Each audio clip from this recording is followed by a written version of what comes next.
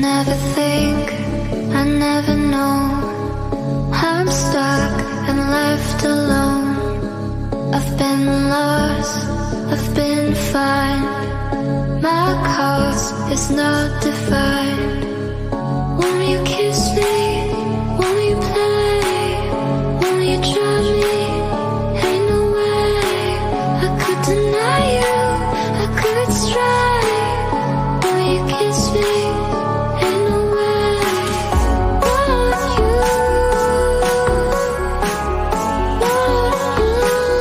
come and try me now. So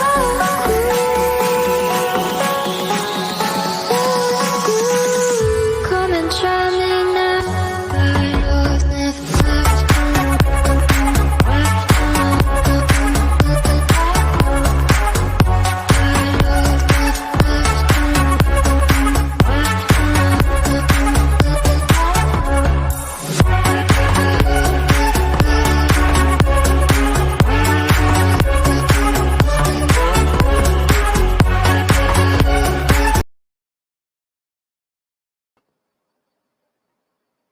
What's going on? What's going on, people? What's going on, Shardra? More night. Is that morning night? How's everything going with y'all? I'm having a great time. Just woke up and I was supposed to do this stream, which was afternoon for you guys, but I woke up late. Well, late for me. It's almost 5 o'clock in the morning for me.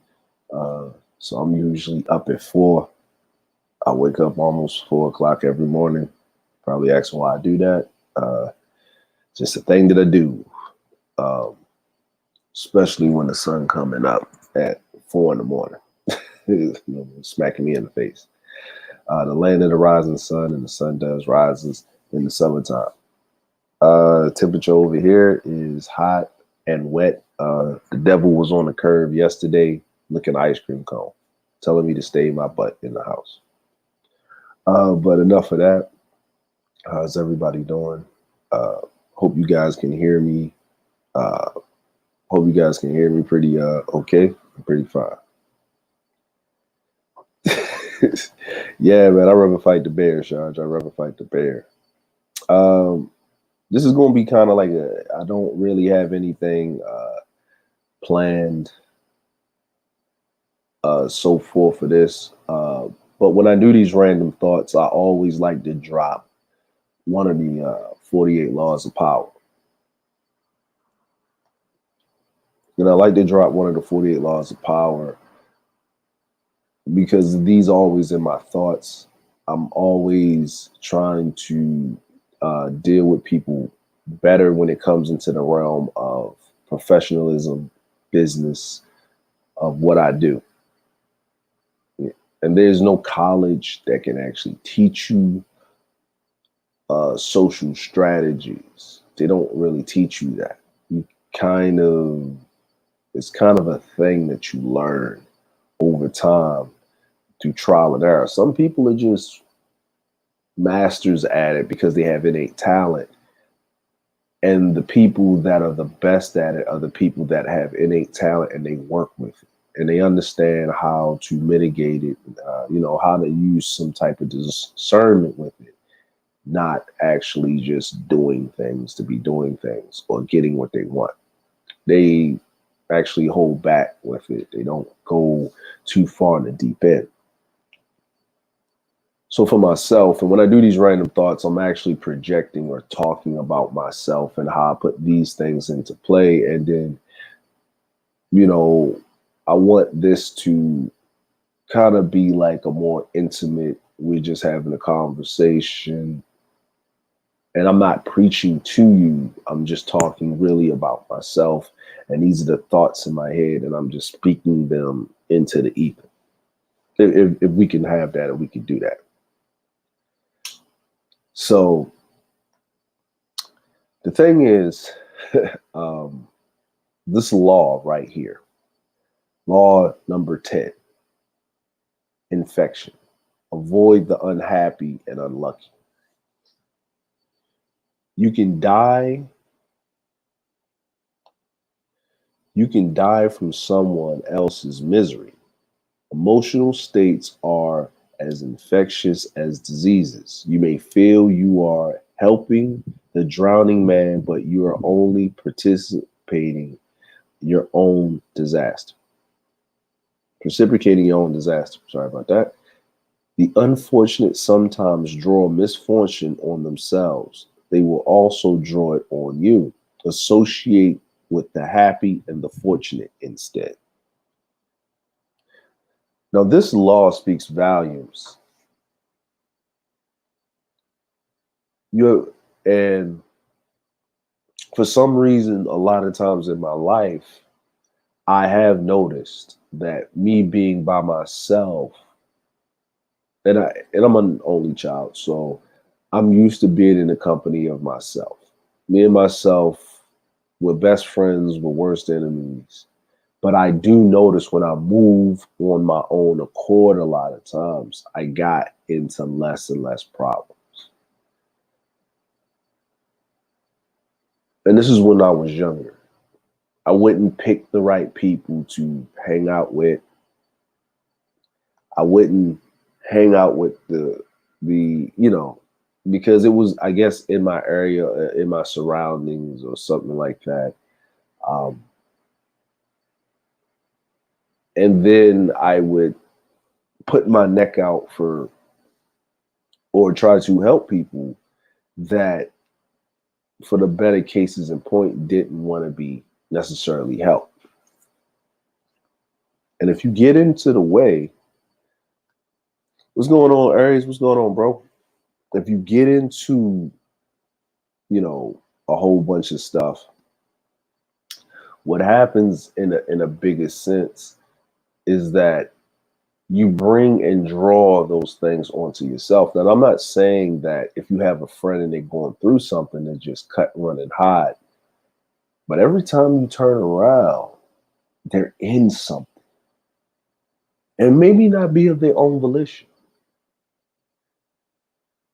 It's just maybe they're unlucky. They're just misfortunate. They're just in the wrong place at the wrong time. But if it comes repetitive, and you got to keep bailing them out, you got to keep bailing them out, you got to keep bailing them out. You got to keep jumping in front of the bullet. Then that misfortune that they're supposed to get comes on you because you're in the way of whatever trial they're going through by the universe. Some people can say God, Allah, pick whatever gods you want in the Hindu religion or spirituality, or however way you say it. But whatever you believe in, whether you're atheist or you know what I mean, but the laws, the 10 universal laws are very finite. Bad things happen to good people, good things happen to bad people. But a lot of times, these things that are necessarily bad or teaching moments, we bring a lot of this on ourselves and by who we're associated with.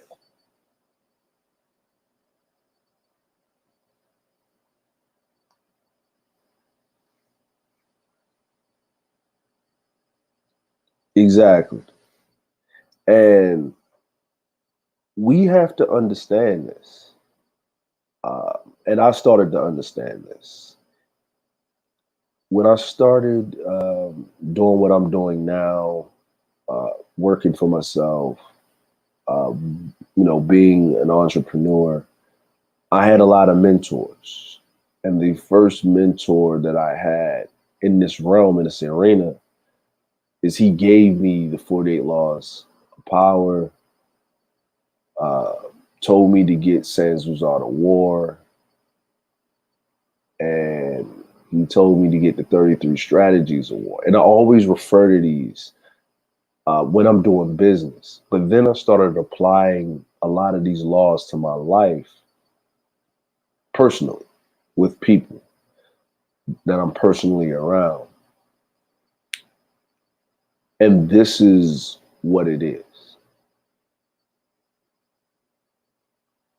A lot of times that we associate ourselves, and I've done this multiple times, and if I look back on my life, most of the problems that I got myself into was because I was around the unhappy and the unlucky.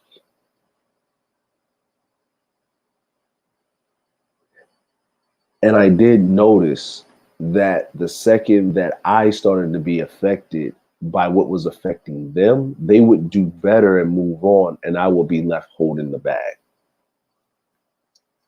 Guilty by association, possession is 9/10 of the law, blah, blah, blah, blah, blah.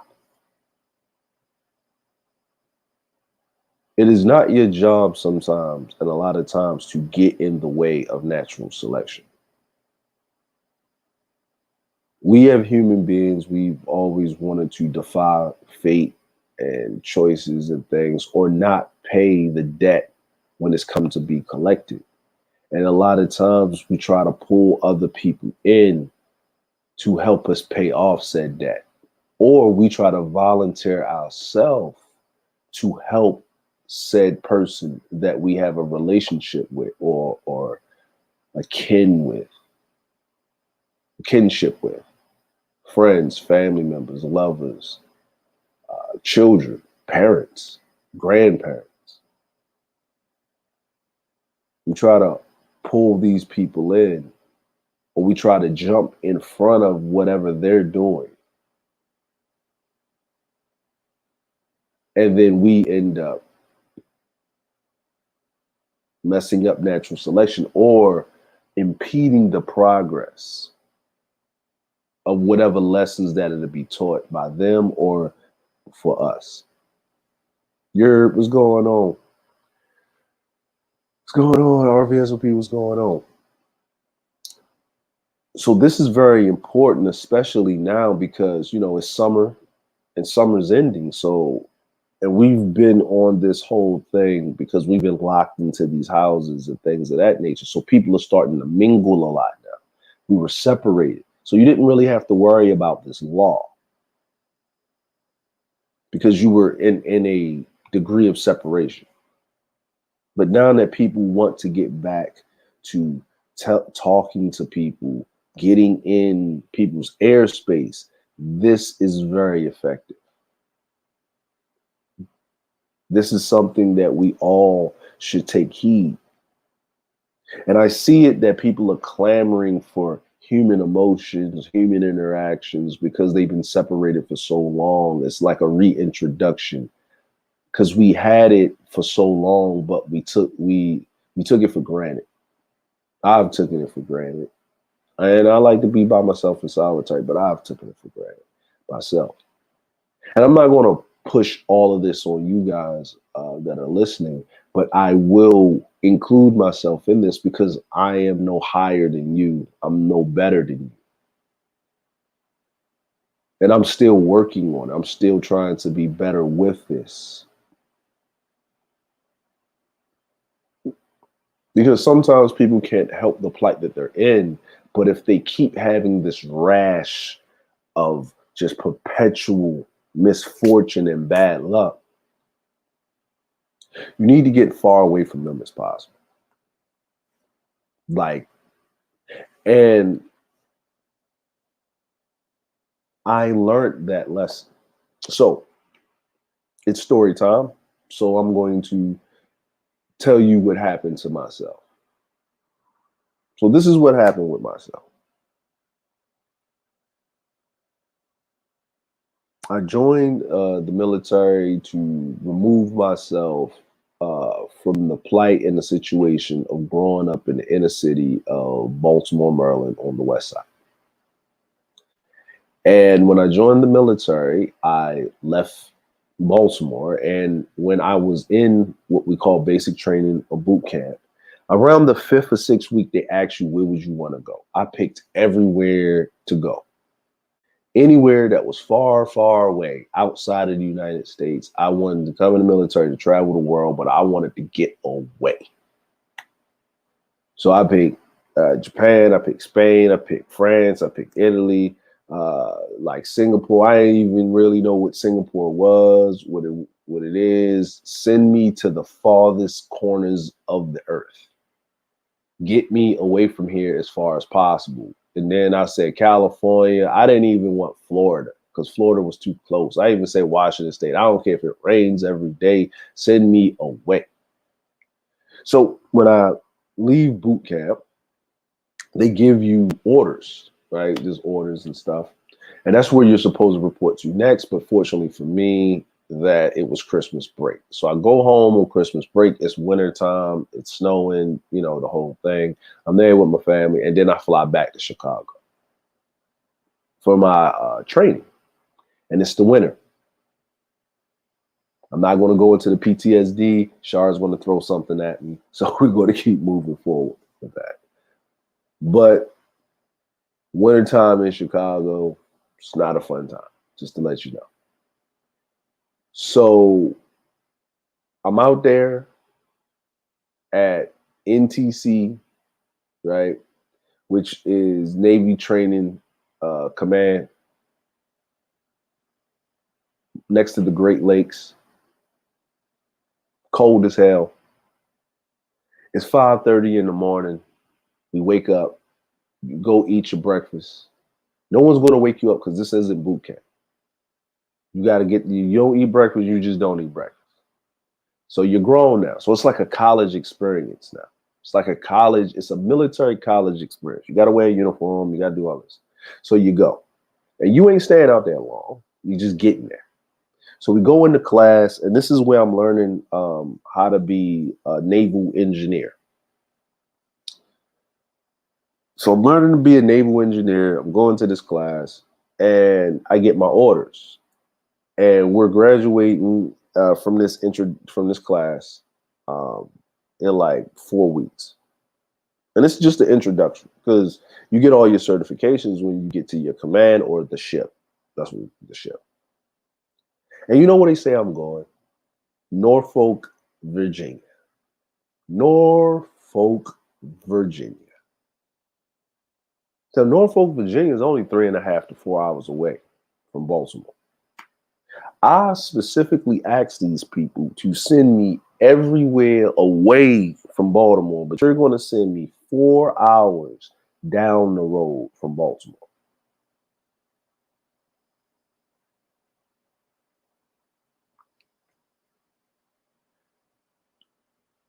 So I said to myself, here we go. So when I first get to the ship, I get, they pick me up, they take me on the ship, I see everybody. And then the first thing that they do is they introduce me to 4 guys from Baltimore, one guy from DC. So the third night of me being on the ship, we go hang out. We go hang out, holding it down. They take me out. We get out. I'm sitting here like, okay, cool. So we go out. I remember it was downtown Bar Norfolk. We go out. We have like this party. We meet everybody or whatever. We come back. While on our way back, they swing by the projects at 2 o'clock in the morning. And they say, hey, man, we're going to go check this girl real quick, right? Just watch the car. I was like, all right, cool. I'm from the hood. No problem. Whatever, right? So I'm in the car chilling, whatever, right? No problem. They come back in. They smell like weed. None of my business, right? They didn't take me in there with them. Somebody had to watch the car. And the dude tells me in the car, hey, man, we didn't take you in there because they got piss tests now. So you just got here. They're going to piss test you in the next couple of months. So we don't want you to pop. Okay, cool. Now they high as a kite. So they like, man, we can't even drive. I said, nah, bro, I'll drive. So I would drive back to the base. We park in the parking lot. We walk up, we walk back on the ship. They go into their departments. I go in my department, go to sleep, because this is when you sleep on the ship, right? So now I'm only hanging with like one person really, and it's my man Duck, right? Now, probably some of y'all hear me do the Reverend Pimp Greasy and all of that stuff. That's where I get it from. He you know, he kind of looked like Jay-Z in an ugly way. But he always used to pull chicks all the time. He had golds, you know, he had the fronts and stuff. But he was from East Baltimore. I was from West Baltimore. So we would hang with each other because we was from Baltimore, because it was just something that we did. You know, we was just those type of people. We just hung. We listened to the same music. People couldn't get out club music. They wasn't feeling it, you know, and we would just be like the dudes. We would just hang around. We would do it. But I didn't have a car, right? He had a car, an overpriced car. Well, high interest rate car. We call them the military lot lemons, but that's another story. So me and Duck begin to hang with each other. We like freaking frack. We're like joint at the hip. You see him, you see me, but we work in engineering. I work in the main engineering plant. He works in the number 2 engineering plant. But whenever we off, we together. Even when we got duty together. So that means we at the time we had to work, like, you know, do a 24-hour shift on the ship once every 21 days. 14 to 21 days. This is prior to 9/11. So going with this story, going with what's going on here, and what I'm trying to explain to you is that 4 months later, the guy from DC, which I did not like, he pops on a piss test. Next thing I know, I'm getting called to the Master's Arms office, which is the police, right? And they call me in and ask me what happened 4 months ago, 3 days after I arrived on the ship. And I was like, what do you mean? And he was like, 4 months ago. I was like, and they started asking me questions about it. And I was like, we went to Bar Norfolk. They stopped by. They went to visit somebody. And, you know, I drove back because I was the person. I didn't drink. So, and I didn't drink. Absolutely, I didn't drink. And I drove everybody back. I drove everybody from Bar Norfolk to whatever. I was a designated driver. That's how I played it, right? So they said, well, they said they went in there and smoked weed, whatever. I said, I don't know nothing about that. Now, where I'm from, you don't snitch. There's only weed. Why y'all tripping? You know, this is me in my head. So they said, well, we're going to give you a piss test, right? Another urinalysis. So we did the urinalysis, whatever. Cool. I got my car. Find out that the dude from DC snitched on everybody. He even told them that I drove back, knew when they had the weed. I'm talking about this dude was up there snitching. Snitching. When I mean snitching, he was snitching. Like, he gave dates, times, places, or whatever. I didn't like the dude from Jump Street because I knew he wasn't built for that. But hey, but I rolled with my man Duck. And I rolled with the other dudes from, like, you know, from Baltimore or in that DC area. And after that, we go see with the captain, which is the person that's in charge of the ship, and he deals out punishment how he sees fit. And the way it works in the military is it's up to how the captain feels. It's called non-judicial punishment. That means is it's not a court. They don't have to go by laws and evidence to that extent. It's how he feels. So you can be completely in the right, and just because you had to come up there to see him, he'll still give you that work. And the work means he can give you up to 60 days restriction, right? Basically, you can't leave the ship. And then he can give you extra duty where you got to work for somebody for 2 hours and you got to wear a uniform unless you're working out. You can't leave the ship. You can't do stuff. So basically, you going to jail. And then there's also, Sean said, dude needed some bows dropped on him. Yeah, that did happen. And I certainly did that. Now, or they can send you what they call it, the CCU. Or you can opt to get 3 days bread and water, where they put you in the brig for 3 days and you get bread and water. That's what you get for 3 days. They do a health check on you and they give you bread and water in the brig for 3 days. So you can eat all the bread, drink all the water you want for 3 days. Now you're thinking, oh, I do that, other than being restricted for 45 to 60 days or going to CCU, which is like super boot camp for like 30 days. I've never did the bread and water thing, but it is what it is. But from what I've heard from people, they would rather do the 45 days, 60 days restriction and do 3 days bread and water. Take it how you will. So now we go up here to see the captain. Everybody, it's 12 of us total. Everybody pops on the piss test but me because I wasn't smoking. Me and Duck was hanging, but he was hanging more with the DC dude, which didn't understand. I didn't understand that due to the fact that this dude snitched on everybody. Now, everybody else wasn't hanging with the DC dude neither. So whenever they were smoking or hanging with him, it was within a group. So I go to mass. I'm the last one in. So this is a long period. We standing out there. So my career about to be over with. Blase blah. I just got the Navy because they could kick you out at this time for smoking weed and stuff. So no one gets kicked out. They get sent to CCU, which is they sent them down to Camp Lejeune to work out with the Marines. I get 45-45, which is 45 days restriction, half month's pay times 2. So even when I get off of the restriction, that's 4 paychecks and I'm only getting half of that. Then I can't leave. I can't do anything. Then I just got a car. So, but they can't mess with your allotments.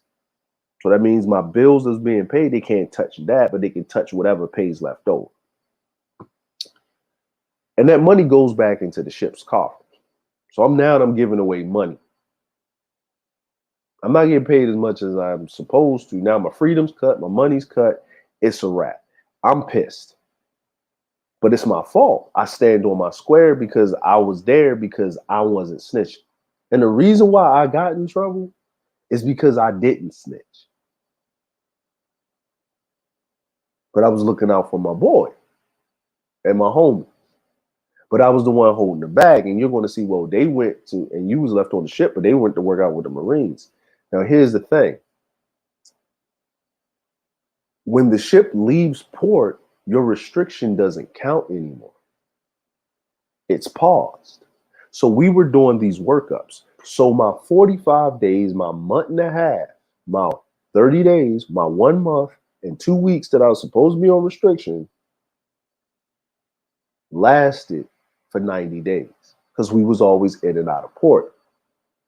Now, the third time that we left port, and we was gone for like 2 weeks because we was gearing up for a major deployment.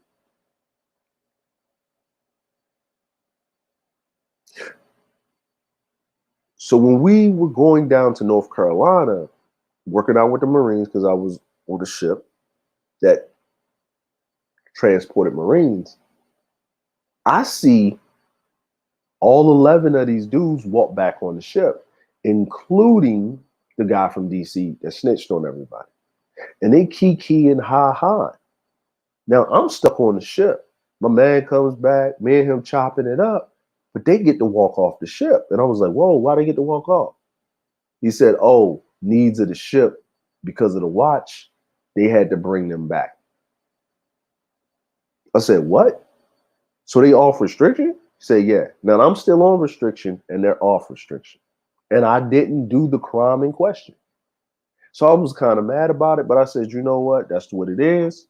Hold it down, right? Because where I'm from, if you take a bed, you hold the bed, you know, you look in reverence. Now everybody on the ship looking at me like I got clout because guess what? I didn't snitch him out. I held the line. I was a real dude. I was a real homeboy. A true friend. So I finally get off restriction. They allowed me to go on leave because I was on restriction for so long that they actually let me off restriction 3 days earlier. So I had 2 weeks off. I left. Now the whole time I was on restriction, then one of my friends asked me, did I needed anything? They didn't ask me, hey man, yo, we got duty, yo, we gonna put in for some food, whatever.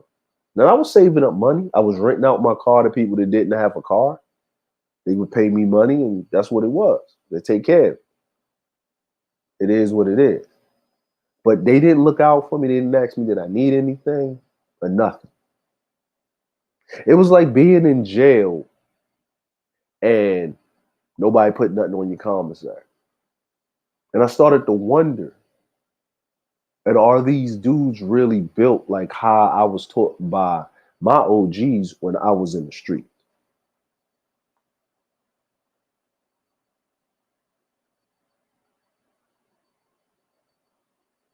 So when I got out off restriction and I went to Baltimore for 2 weeks and I was hanging with my real homeboys and I told them what happened, they gave me a look like, bro, you know, if they was out here in the streets, bro, they get that work. And I said, yeah, I know. So then when I went back, I kind of stopped hanging around them a little bit. So there was an incident in question where I was hanging with Duck because I stopped kind of hanging with the rest of them, but me and Duck was still cool. So I'm hanging with Duck, and I had a god sister, and Duck wanted to date my god sister. So we used to have this saying, you know what I'm saying? You know, one time for my god sister, you know what I'm saying? Because he liked my god sister, but my god sister wasn't really feeling. But she decided to date him because of the dudes that she was around. They weren't really hitting on her. But, you know, he's just a dude with a job and a career, with a car. Okay, yeah, that's a better. So I was hanging over one of my homeboys' houses that wasn't on the same ship as me, but me and him connected and we was cool. And I used to hang with him, and he's from Louisiana, very cool, laid-back dude from New Orleans. And me and him used to chill and stuff. And, you know, and he used to put me on a lot of South music, Pastor Troy, you know what I'm saying? I couldn't listen to Master P to that extent. I was more of a mystical person. Juvenile was real hot at the time, you know what I mean? When you talk about the big time and Cash Money. Lil Wayne wasn't too much. BG, Mystical. Then, you know, of course, I was already on Outkast, but he was putting me on 8 Ball, MJ. He's put me on a lot of Southern rappers, and I was putting him on a lot of Northern rappers and stuff like that. And then he actually did like listening to my Baltimore club music, but I could not stand listening to Screwed and Chop. I couldn't do it. I can't listen to Screwed and Chop. That's just one thing I couldn't do. So I remember we was listening to Paul Wall and stuff, and I get a call from my god sister. He said, you need to come quick. Now, she had a boyfriend, ex-boyfriend that was messing with her. And something happened where she was with my man Duck. And my god sister, I'm an only child, but my god sister is like my sister.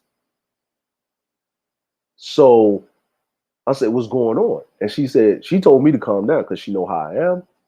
So I proceeded to drive from Norfolk to Hampton, which is like a 45-minute drive. My man went with me because he saw how I was looking, so he was ready to rock. So we rolled over there. And I see this dude standing. And Duck is in the car, but he's got the dude from DC there with him. And I was like, whoa. So I rolled up and I get out the car. And my godmother, like, thank God you here, this dude, whatever. And she's looking at me and she's looking at my man Duck and she's looking at me. I'm like, yo, what's going on? So the dude from DC goes to talk to me. I tell him, don't talk to me. I said, and so I pulled Duck to the side. I said, yo, what's going on? Man, this dude tripping. Me and, you know, my god sister, her name is Smook. So me and Smook was out there hanging. We go around the block, you know, to go to the store. She blase blah. You know what I mean? And the store means the liquor store, not the actual store. We say store, but I mean, or the bar, we mean the liquor store. And this dude come out, start saying some things. You know, we jump in the whip, we roll out, and he here. Like, he beat us here, and I'm trying to see what's going on. So I rolled up the old dude, and I was like, yo, why you here? And he was like, Nah, man, these dudes come through my neighborhood flexing and stuff, blah, blah, blah, with my girl. I said, yo, first of all, and he said, who is you? I said, this my god sister. Who is you? So some words exchanged, but let's just say due to the Firearms Act, people chests kind of deflated and he went about his way. Now, I asked Duck, where was Smook? He said, she was with me. I said, okay, so why was you there? And then the dude from DC starts to answer, and I told him, shut up. And I asked Duck a question. I said, why did you have my god sister? Because I specifically did tell him, there's a dude that keep messing with her. When you go out, make sure you protect my god sister. Don't put her in those problems. Well, I just wanted to see, what that nigga was like. I said, you don't do that with my god. So me and him had a little problem, right? So I said, man, just go ahead and leave. I'll handle this. So he left. So my godmother told me what happened. He said when the dude showed up, that nigga was about to drive off and leave your god sister. That's why we called you. I said, oh, word. So I let that one not really ride because me and him had some choice words for each other. So he starts dating this other chick. He drives with a suspended license. It's my birthday. I meet this chick, it's my birthday. He knew it was my birthday, but he decided to go out with some other people. I'm hanging by myself, whatever, right? So it's my birthday. I get me a hotel room, get me some drink, get me some stuff. And I just decided to, kind of party it up with myself. And a couple of dudes on the ship, they was going to take me out the next day. So I happened to go get some food. I meet a chick. Me and her start chopping it up. She was in the military too. And she hung out with me. She said, it's your birthday? I said, yeah. I said, yeah. So, man, she's pretty. She gets in the car with me, whatever. We hanging in the hotel, whatever. And she ain't had nothing to do. And she was on the ship. She was just hanging out. She didn't have a car. So, me and her was just hanging out. So I was like, yo, we're going to go to the movies. So we go to the movies. She paid for everything. Now, this is my homeboy. This is my dude. This is my homeboy. Nowhere to be found for my birthday. Nowhere to be found. He's out doing his own thing. So, I wake up in the morning, old girl, she stayed over. It's grown folk stuff. So y'all can fill in the blanks of what happened, right? We could just say with the Jeremiah, the birthday sex was popping, right? I get a call at 3:00 in the morning. His girl, this new girl, calls me and asks me, could I come down to help bail him out of jail because he got locked up? Now this Virginia Beach, you get locked up for anything. You black walking, talking, you get locked up for cursing back in the day when I was in the military while you walking on the strip on the beach if the police felt so, because they had a no cursing ordinance or something. But it was mainly directed at black folk. So, and everybody knows the first of the month, you don't go down to Virginia Beach, right? So I was like, okay. And I started thinking about every time I had to bail him out of stuff. And I'm only telling y'all about the big stuff because it was always little stupid stuff too. And every time I needed to bail out, when me and my god sister was together and the police did some police brutality crap to us, tried to with me, and I got locked up falsely by a racist cop. Dude didn't even bother to try to bail me out. So what basically happened is, right, and even the time when I got my windows busted out because he was messing with some chick that I was cool with, but her dude came back and I told him don't hang around there. And he was using my car because he was messing with another chick and I had his car and my windows got busted out and I fight the dude. I didn't fight the dude. I actually put my car up against the back of the dude car and drove it through his apartment window. But that's a story from another day. I was a wild dude back then and I got locked up. I got out of jail, you know what I mean? Because the dude, when they went to go chase him down, police was watching the whole thing. He had so much drugs on him. I kind of did him a favor, so they gave me a pass. right? So I'm thinking about all of this. You never bailed me out. You never helped me out when it came down to something. And whenever you was around me, you tried to use me for certain stuff. And I was like your battering ram. Now, this is my birthday. I said, I'm renting out the hotel room. We can hang, smoke, do whatever. You decided to go down to Virginia Beach and said, F me. And you hanging around the DC dude again, the dude that originally got everybody into the stuff. And nobody really messes with y'all on the ship. They only deal with him because of me, because I'm solid. And people told me stop hanging around.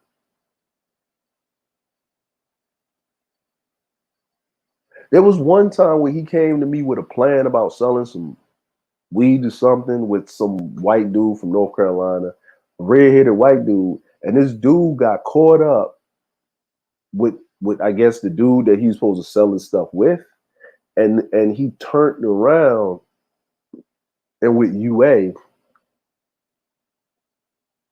and this is before this actually happened, this thing when he got locked up.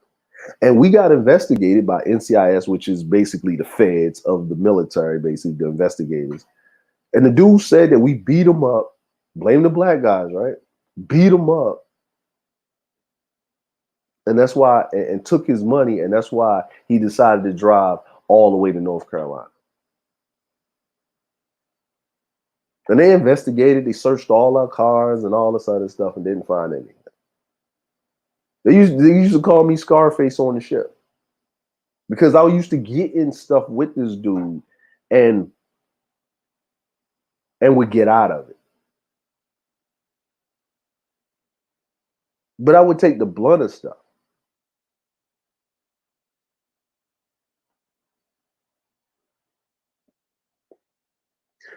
And I guess it was this thing about why was I hanging around him? And this was my birthday. And I remember this. This was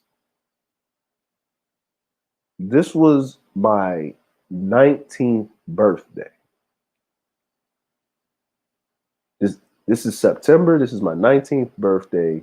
This is a year of when I signed into the Navy. Like I actually signed in and pledged into the Navy on my birthday when I turned 18. So a year later of me trying to get away from shit or things, let me clean up my language, I'm back in it. And I'm actually in it worse than when I was in Baltimore. And I'm hanging with a dude that even if I was in Baltimore, I would never ran across and hang with. So maybe that familiarity of being in Baltimore or back home or something like that. And it was like, I don't know if it was God, I don't know if the universe, it was a finger that came down and touched me on the top of my head. It was common sense. I don't know if it was common sense. I don't know if it was experience. I don't know if I was fed up. I couldn't take it anymore. I said, why am I doing more for somebody when they won't even reciprocate a 10th of what I'm doing for them? And it's not that I'm doing it for them for that, but where are you when I need something? Like, this is a law of equal and opposite exchange. When I go to work and I work, I get compensated. When I do what I need to do, there's enough stuff that it's a whole drag. You're in the military, you're young, you're black, you're from the inner city. You got to deal with racist people. You got to deal with people with different cultures and all this other stuff. And we from the same neighborhood. So you know how hard it is to get out of that, make it to this, to adulthood, and you running around here, not putting yourself in danger, but putting other people in danger to bail you out. So what I'm saying to myself is, why am I enabling this behavior? So, old girl that was there, and her name, for the sake of, because there's people that listen to like the dox you and stuff. So her name's going to be Keisha. So surprise, surprise, for all of y'all that don't know, I did date black women. There you go. So her name was Keisha, and she was from Houston. And she really was from Houston. And me, I'm sitting here, and Keisha was like, "Well, that's your homeboy. You gonna roll?" And I said, and I tell her certain things, and her face started to turn. She said, "Shit, you shouldn't go." I said, "You know what? I'm gonna go." And she said, "Why?" I said, "I'm going to go." And I said, "I don't know why I need to go, but I'm gonna go." And I drove. It's like 3 o'clock in the morning. I drove because if he got in trouble one more time, he'd get kicked out. So I drove down to Virginia Beach. Me and Keisha drove. She was riding shotgun. She was riding. She was a rider. She rolled with me, shotgun. We was in there playing. She was playing music. I was quiet the whole time. And she said, "What you thinking about?" And I said, "This is the last time I'm going to help him." So I went to the ATM. I pulled out money for the bail bonds, right? And they said that they need someone to sign for the bail. And I said, "I'm not signing for the bail." And they was like, "Well, why?" And I was like, I told his girl, "You his girl? Yeah. You sign for the bail.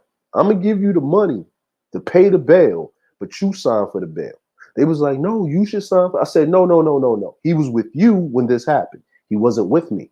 I said, "Do you know that it's my birthday? Today is my birthday. Like physically, it was my birthday because when this happened, it was 3 in the morning, or 3, 4 in the morning on my birthday." I said, I told him I had a plan, rented out a big suite with multiple beds in it, you know what I'm saying, the couch in it, whatever. We was going to do it big. It's my 19th birthday, but whatever. He said he was going to be there. Then when I looked around for the dude, hit him up on the phone, he wasn't answering. Next thing I know, he told me he down Virginia Beach. I should come down there on the strip. So hell what was going on with me. So I said, "That's fine." She said, "Who's this? We don't never see you with no chicks." Because I used to roll by myself. And even if I was messing with a chick, I didn't want people to know. I didn't roll around with women with me. And you know what I told him? I said, "This is Keisha. I met Keisha. Me and her hang out." I said, "And so what's going on? What happened?" And you know, as usual, he was being messed with, blase, blase, blah. I said, "So let me get this straight. It's the first. Well, it's the 30th, but we got paid early because military. If the first lands on a weekend or a holiday, then you get paid on that Friday." I said, "Well, he got paid."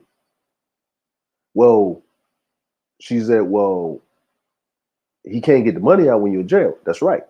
I said, "But the dude, he's in the military. So why he ain't pull no money out?" "Oh, well, you know what I'm saying? I pulled out my limit for the day." I said, "So you pulled out $500.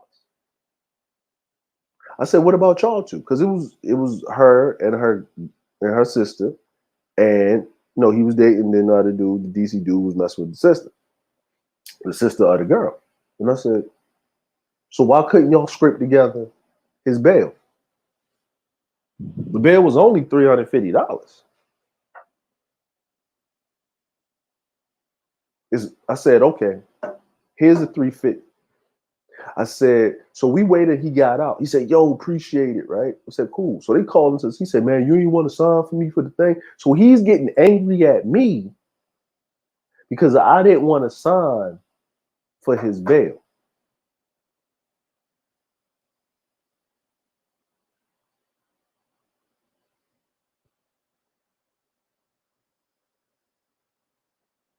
You know what I'm saying?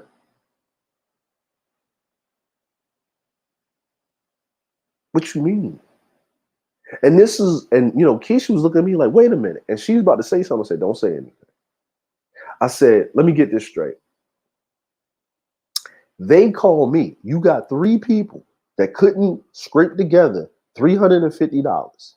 So they called the only person that they knew that could get your butt out of jail so you could be to work on Monday. And the only thing that I told them was, I'm not signing for your bail. She needs to sign for your bail.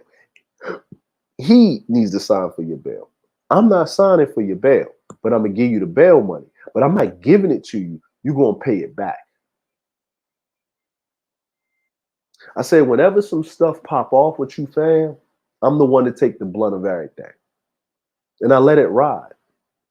But when it's the other way around, you ain't nowhere to be found. You ain't solid for nothing. And I guess by force or by choice, this was God at the time. God, because I was, still with the Christian thing. But God at the time separating me from you. The universe, as we should call it. Karma, fate, whatever you want to call it. Divine intervention, the cosmos was separating me from you. And when I'm not hanging around you, I met this lovely young lady here. It's my birthday. I'm having a good time. And I was asleep. And I got woken up. And I answered the phone because it was a number I didn't know.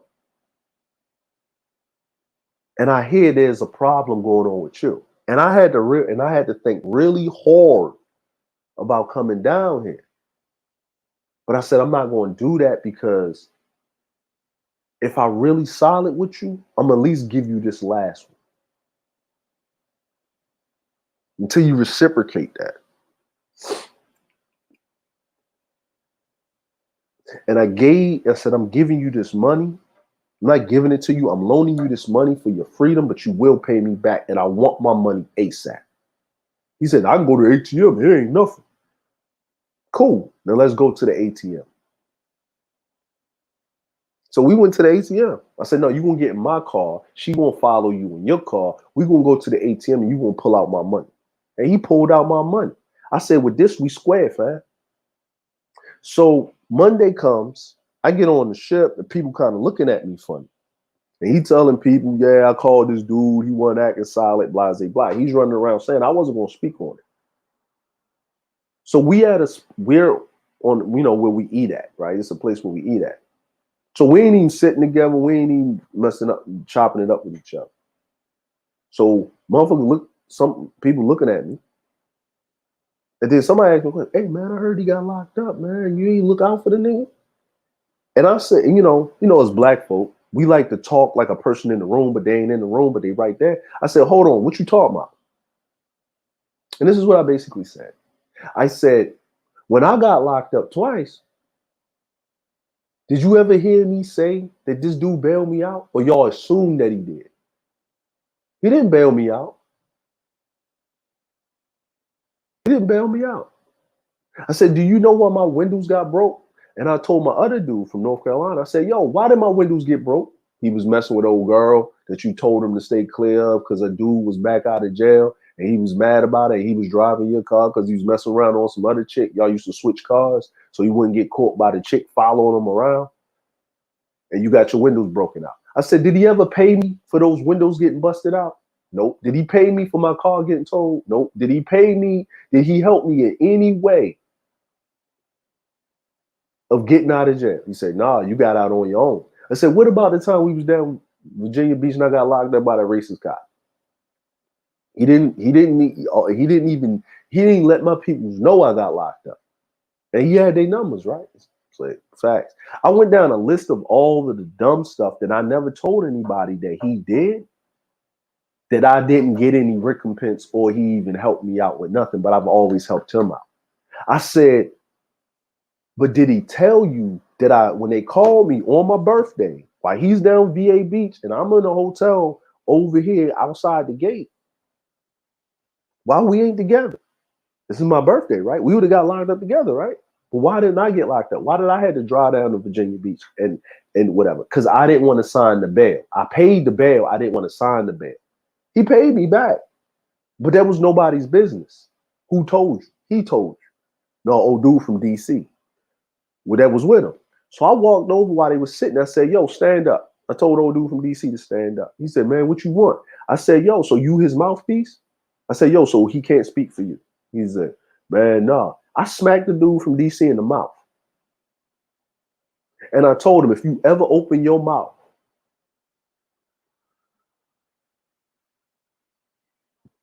with my name in it, I'm going to punch you in it. And the dude from DC didn't do anything because I know he was soft. And I said, you hang around a soft dude like that, no wonder it's always bad stuff happens. And at that time, right there, that's when I wiped my hands with him. And I started to roll on my lonesome. Like I would deal with folks, but I wouldn't deal with folks. I went into my shell. Like I would come around, I would be cool with people, and then I would separate myself. I would always roll solo dolo. And I would keep people that was at work here, and I would keep people that was outside of work here, but I would never get myself involved with people up into a certain point because I look at the time, the money, and everything that I lost.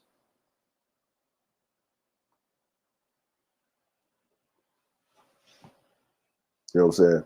Well, yeah, I went on deployment, Sean, and and Keisha got pregnant, not by me, but by another dude while I was on deployment. And there you have it. So she got pregnant by another dude while I was gone. We was kicking it until I went on deployment. Like I went on my med cruise in December. So she did me a favor. So, but me and Keisha still cool to this day. We friends on Facebook. She's got a nice family and everything. Quitting itself, you gotta watch it. You gotta watch it. You know what I'm saying? But what happened with Duck Hoover? He kept hanging with the dude from DC. He got on restriction 2 more times, and he ultimately got kicked out of the Navy. And that's what happened with him. Now, I come back off of deployment because he gets kicked off. He gets kicked out. So the whole deployment, he did something before we went on deployment, and he was on restriction. Then he did something again when we was on deployment, and he was on restriction again. Him and the dude from DC both got kicked out.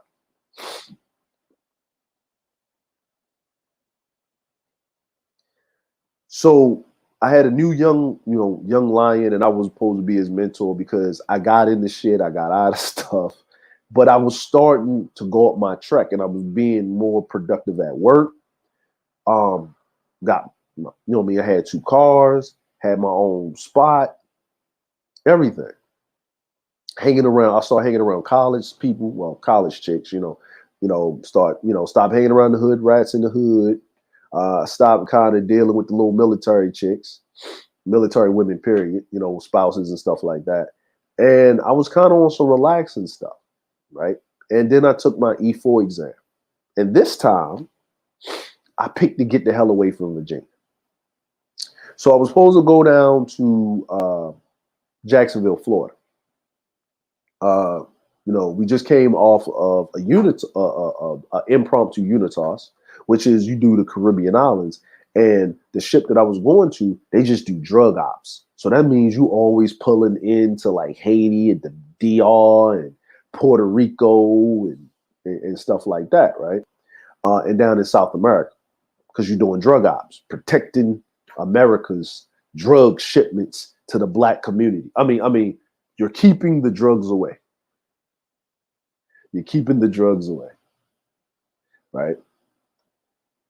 So the universe had different plans. And what the universe did was the universe decided that now it's time for you to go. And at the last minute, my orders were switched to go to Japan. But the last half of me, and this was like 9/11. Like after 9/11, I got my orders, and I was sent to Japan. So I lost my car because I couldn't bring my car with me. So sold off, whatever. But when I was on that plane and I was flying, and I was leaving the United States, it was surreal because it's not like I ain't been overseas already because I did 2 deployments. It was that I'm going to be stationed there. And when I got on the ship, the first thing that I heard was a dude that was in our department, and he had staples in his head because he was fighting some other Navy guys in the club. And I started to watch everybody how they move. And I had a homeboy from high school that we graduated and played football together. He was on the ship. And I call him Swansea because he lived on Swansea Road, right? And I noticed how he moved. We would do our little Baltimore talk, to do, what I'm saying, Shree and Ford. People would laugh because they never heard him talk like that. And I wouldn't talk like that to them, but to us, we got our own language. Doug, Fug, stuff like that. And when we would do that, we would have our moment, but we would separate ourselves. We wouldn't get into each other's airspace. And I knew why we would do that is because we didn't want to infect each other with each other's unluckiness from the place that we came from, the poverty that it was. You can't help where you're born and the situation you're born in. And once you make it, and if you're lucky enough to make it to adulthood, that's the only time when you can get away from that. And that's why people want to get out of poverty. People want to leave the hood. People want to leave the trailer park. People want to leave their surroundings and be somewhere. Why do you want to be somewhere where it's a rich area? Because they're fortunate. You don't want to be in a poor area because it's misfortune. And a lot of times we can only tell something with the physical. We don't understand the toxicity of the energy, the misfortune, these slums of energy, the energy vampires, the people that prey on people that are loyal to a certain cause.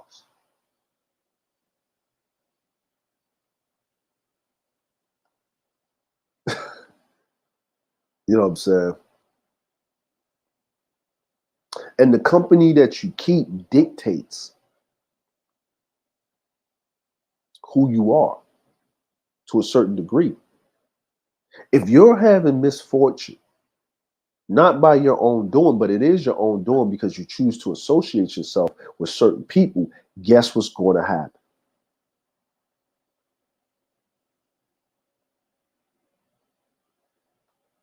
Queen in the South says, my grandma said, if you hang around broke people, you will be broke too. Exactly. Those elders, not those old people, I call them elders because the ones that speak with wisdom, they had a wonderful way of teaching you something in a particular saying that you can remember.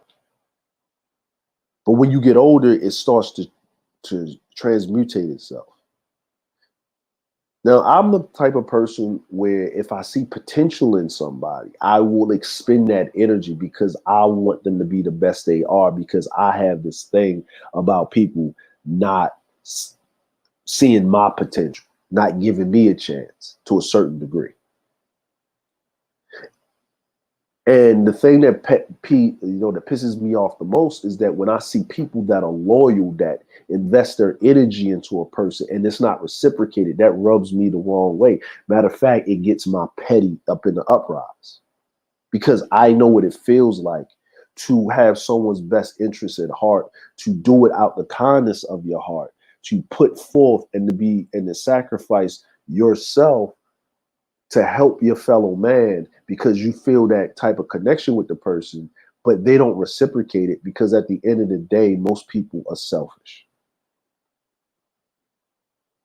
Now, the first time that the person does it, it's their fault. But how many times do these people have to do this when it becomes your fault? And it's on the second time because you gave them that chance to do it. And I dealt with this multiple times, if any. It happened to me again at another occasion. I'm not going to go through that whole story and scenario.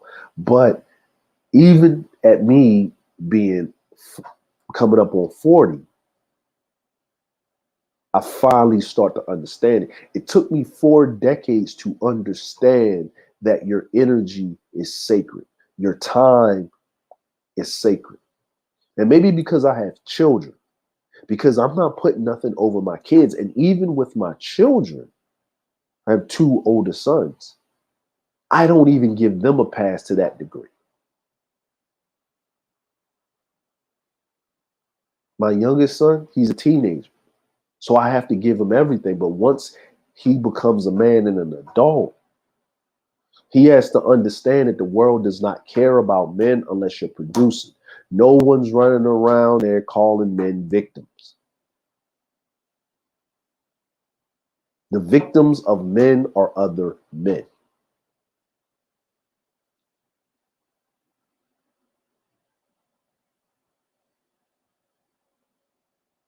You can put a prefix on it sometimes. You can say a woman can victim. Yeah, they can. They use their tools. But if you keep allowing it to happen, it's your fault. And even with the women, and I'm speaking to both sides. I'm not making a sexist or anything like that. But we as human beings, we help because we want to, because it makes us feel good. And we take because we want to, because it makes us feel good. But misfortune, if someone's making bad decisions, there's only so many times you can bail them out. You have to let the law of correction, the law of survival, the natural order of things correct itself. You can't save people that don't want to be saved because they will drag you down with them.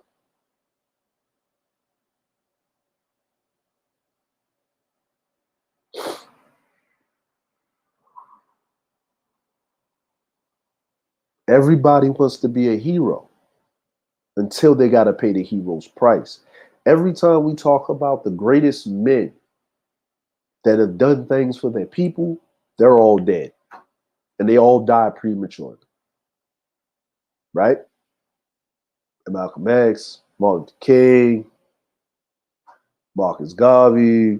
You can look at like rulers of their nations, Alexander the Great, Genghis Khan, Attila the Han, you know what I'm saying, Napoleon Bonaparte. You can look at these great men that did things for their people or whatever to a certain degree, because that's what their intentions when they first started out. And look at how it transpired at the end of the day. They died before their time. They didn't live to a ripe old age. Because at one point in time, they kept surrounding themselves with the unlucky and the unhappy. People that are solidified in their position will not pose a threat to your position.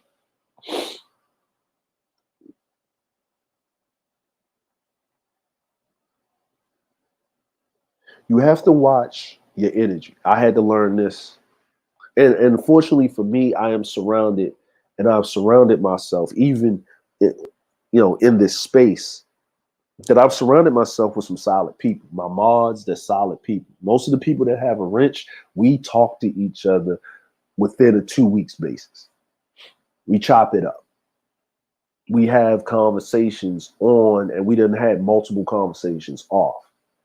We have personal conversations that will not be expunged, will not be put out. No one's exposing someone's personal conversations in the back chats over here in this area, because those are sacred conversations.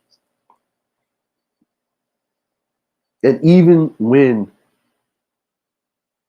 these people that I hang with have a sort of a unlucky streak, they keep it contained to themselves. They try to deal with it. And even when they talk about it, they're going through it, but they already found a solution and working towards the solution.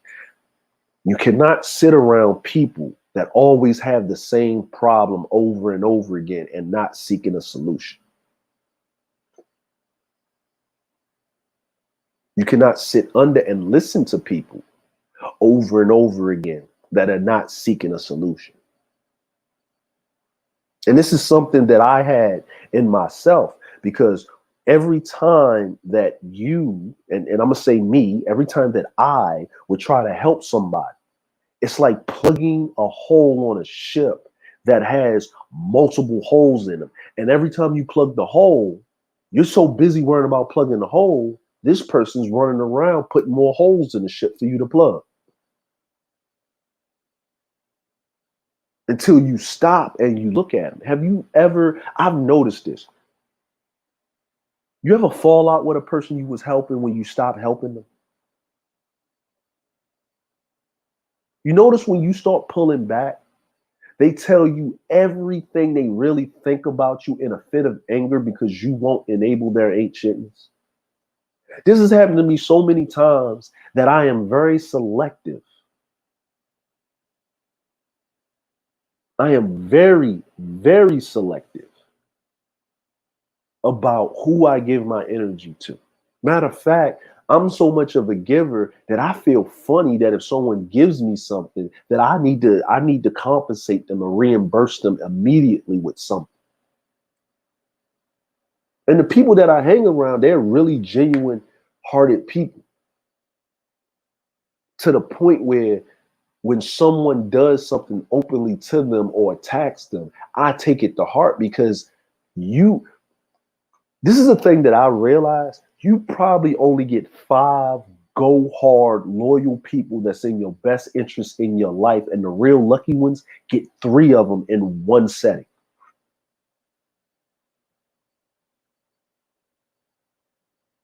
Loyalty does not mean to go along with every whim that you have. Loyalty is to tell you the truth, whether you like it or not, and to give you advice to work out for your best interest.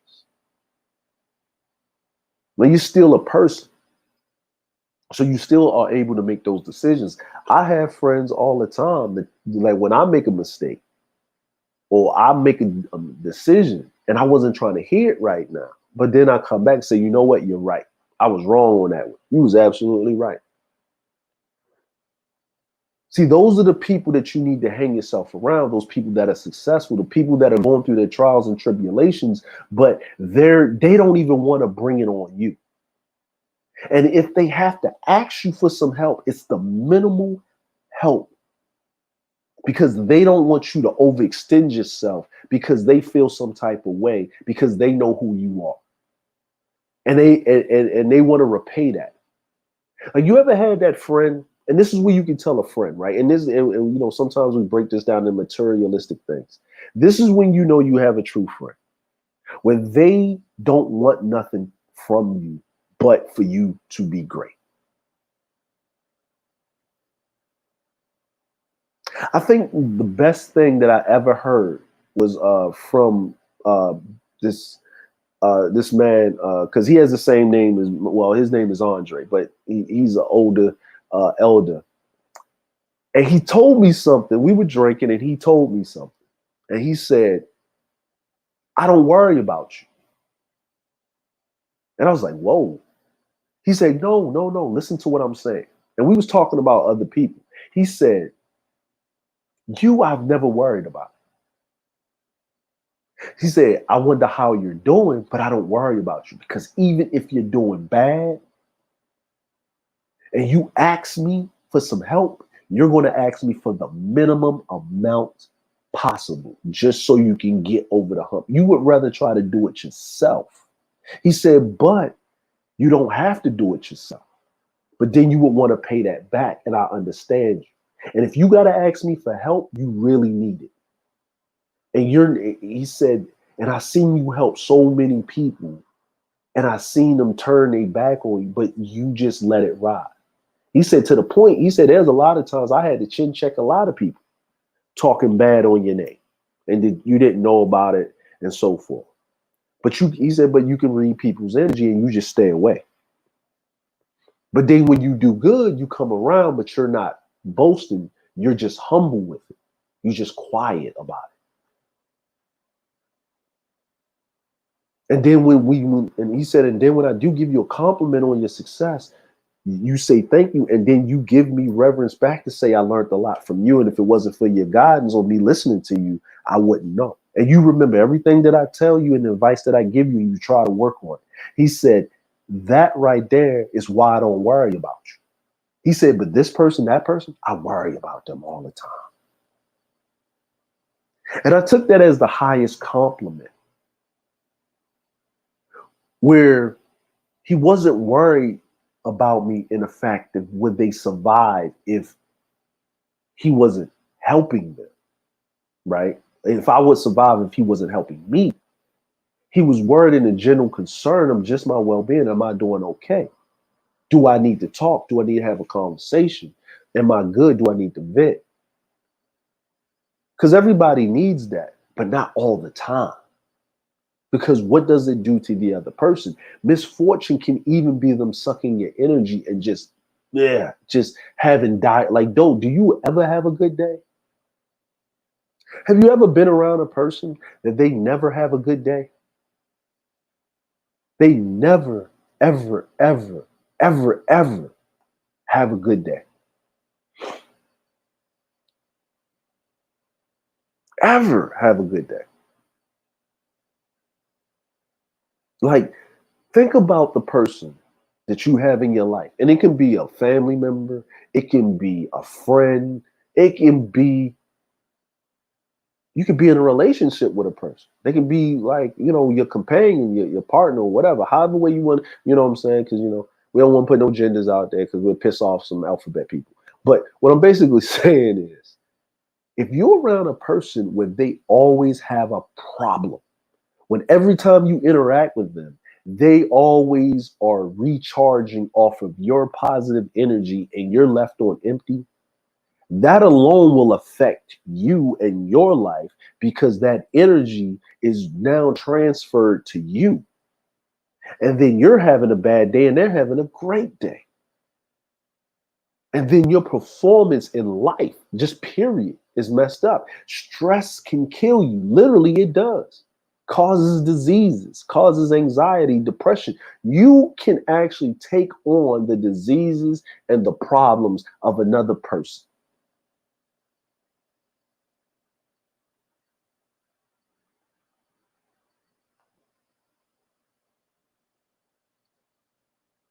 Every time you get up there, when is there a good time? When are we not talking about death, destruction, and mayhem in their life, their turmoil, their problem?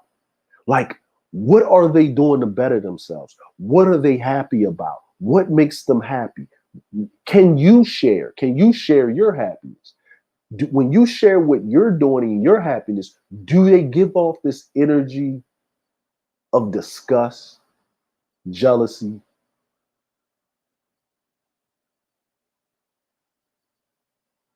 When you pick up the phone, hey man, let me tell you what happened today. Oh, hey girl, I'm gonna tell you what happened today. Oh, what happened? This mother, the first thing out of their mouth is somebody tried me. Let me tell you what I had to do, blase blah. Instead of how you doing, man? Look, man, I had a good day. This thing happened, that thing happened. Here's the thing about energy and positivity, and I had to learn this. You can have a great day and you can stub your toe on the corner of something. And everybody know about hitting their foot on the corner of something. And the whole day can go out the window and your day was ruined by 5 to 2 minutes worth of pain when you just had 12 hours of good stuff happen.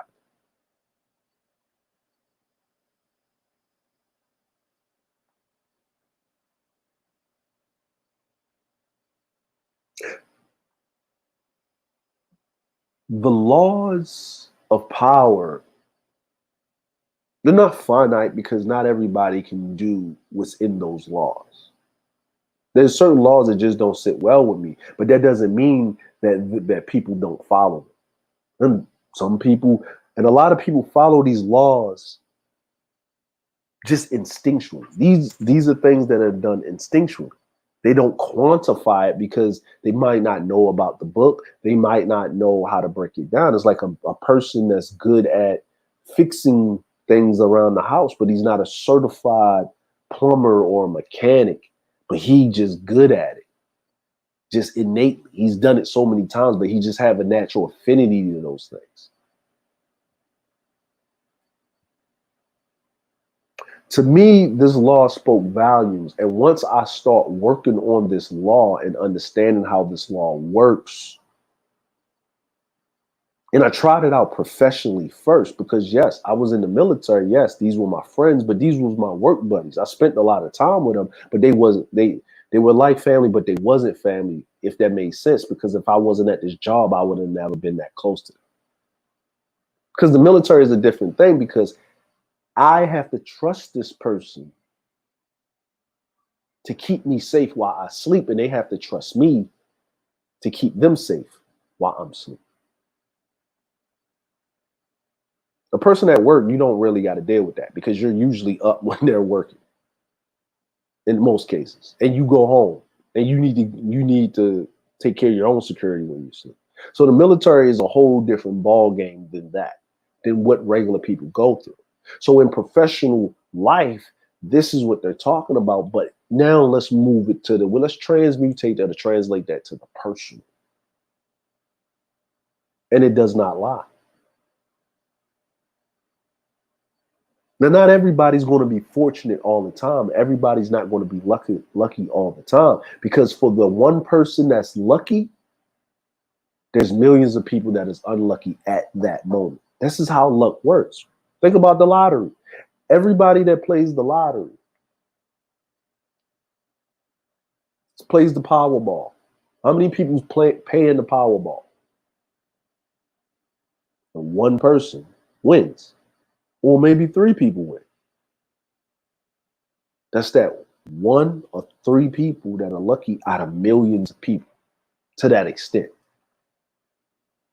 So just think about that. The law of equivalent exchange in that sense. For you to gain luck, someone else has to be unlucky. And we know there's a whole lot of unlucky people, but then that's through perception, right?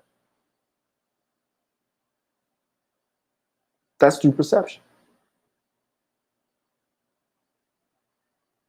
But I just wanted to bring this up. Now, there won't be a show Thursday for you guys because I won't be around. I'll be in Tokyo.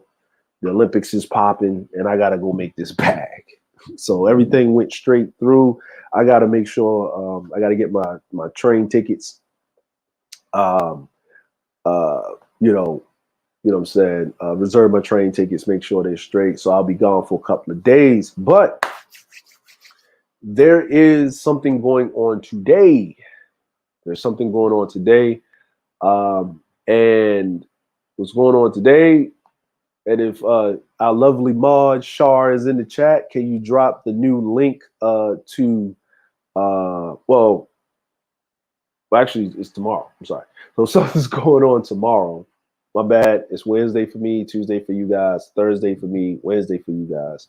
So yeah, it's Wednesday for me, Tuesday for you guys. So tomorrow, if Shar can drop the new link to Classic R&B Jams, it will be On the Beat and Keep the Beat. And if she could drop those lovely links, and that will be going down at 7:30 p.m. Eastern Standard Time. Okay, so it's lovely, it's great. Her and the Supreme Elder, Mr. Music, DJ Music, is having their show, and then right after that, it's lovely Just Ask Char Willie with lovely Classic Ruby doing Keep the Beat. Where they play music and they talk about certain things, and the petty comes out, and it's a wonderful time, and you can twerk in the chat room. So this is the new link. Please click that, save it on your browser, tune in, most definitely. Okay, and there you go, right? So, but I just wanted, I'm gonna just do these from time to time. Go over these laws that I feel that are prevalent and try to keep them simple. There's a lot of laws that are in the 48 laws of power that are situationally based, very intricate, but on the basis. And I think the first about 10 laws, if you rock with those, you'll probably be a lot better off and stop making a lot of the mistakes that I have made. But this law really holds true to a lot of things, especially if you're an empathetic person, if you're a real empath, you're a real loyal person, even in relationships with, with someone that you are infatuated with. This really holds true because love will start blinding you, blinding you. And then you're helping and stuff like that. So this is, and this doesn't mean that you don't help the unfortunate, but you don't, how should I say, you don't put so much emphasis and energy into one person that does not try to make themselves better. And I think in society, we as human beings, we push against the laws of natural selection a lot. And they're there for a reason. I guess because we have technology, I guess because a lot of other things, but your energy and your time is precious. Your energy and your time is precious.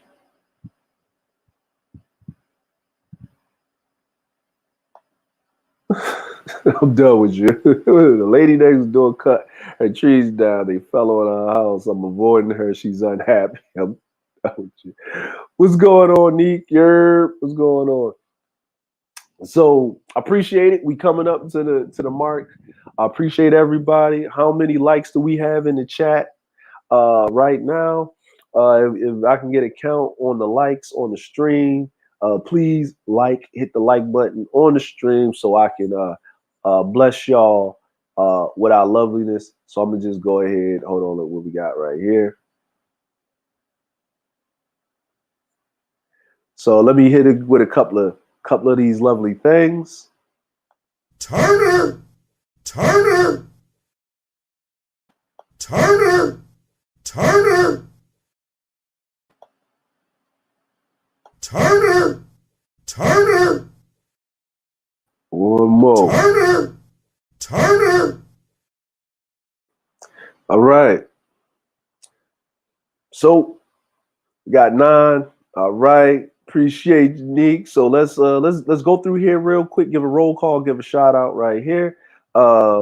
Just ask Shard, a lovely producer, always in the chat. Shard Cursor, thank you for coming by. Educated Aries, what's going on, brother? How you doing? Our VSOP Europe. Who we got else here? We got Queen of the South. How you doing? Make sure. Hope you're feeling better. Got to watch out for that mud. What's going on, Joe W? What's going on? Thank you for stopping by, showing the support. Jay Shine, what's going on, fam? You know what I'm saying? Whipping out the car lot. You know what I mean? We got man. Next time I do my once a month stream, man, make sure you get them videos ready, man, so we can show off the new whip. You know what I'm saying? Show off the new whip. You know what I mean? Let's see who else we got here. Let's go down here real quick. I am listening. How you doing? Thank you for stopping by. Who else we got here? We got Timothy Johnson. Thank you for coming through. L. Nixon, what's going on, family? Thank you for stopping by, man. It's always lovely to talk to you, brother. Simply Neat, you know what I'm saying? Money bag. No, I'm dead serious, Sean, man. We're gonna do a whole thing, bro. We're gonna do a whole thing. And I was requested by the family in the back chats, man. We gotta do this thing about about talking about these dudes going overseas, getting these harlots. We got to actually give some actual sound advice. So if they're going to go over here and do that, they need to do that with decency and decorum and protect themselves. Because recently, these men going overseas, they like 0-5. They ain't been making it back. You know what I mean? We need to give them a port brief. Well, we call it a port brief. What do y'all call it in the Army, Jay Sean, when you go to a overseas location? What do they call it for y'all? You know what I'm saying? And you know what I'm saying? You invited too, L. Nixon, man. You will come through. So I do this on the first of the month. I do the session on the first of the month, the first Thursday of the month, or we can move it to a Saturday or whatever y'all brothers can be available. You know what I'm saying? Bring the military guys on because, you know, we do a lot of traveling and we've been in places long periods of time and stuff. You know what I'm saying? Deployment brief. Okay. Deployment brief. Yeah. So I appreciate every last one of you. I'm out of here. The producer has told me, let's go. You know what I'm saying? Let's go. Unplug that Rollo. We out. Cool in the game. You know what I'm saying? Y'all have a lovely day. Y'all have a lovely rest of the day. It should be 5 o'clock in the afternoon for you on the East Coast. It is 6 o'clock in the morning for me. I'm about to go work out. Y'all have a lovely day, and I catch y'all on the flip side. Peace.